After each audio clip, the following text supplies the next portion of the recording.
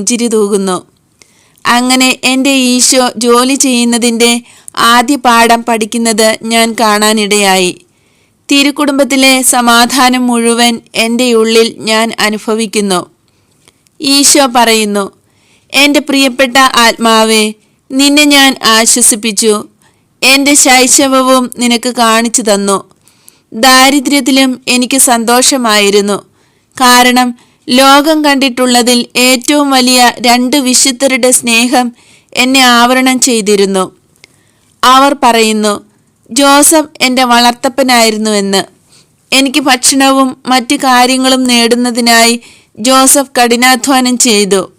ഒരമ്മയുടേതുപോലുള്ള കരുണയും സ്നേഹവും അദ്ദേഹത്തിനുണ്ടായിരുന്നു. അദ്ദേഹത്തിൽ നിന്നാണ് ഞാൻ പഠിച്ചത്.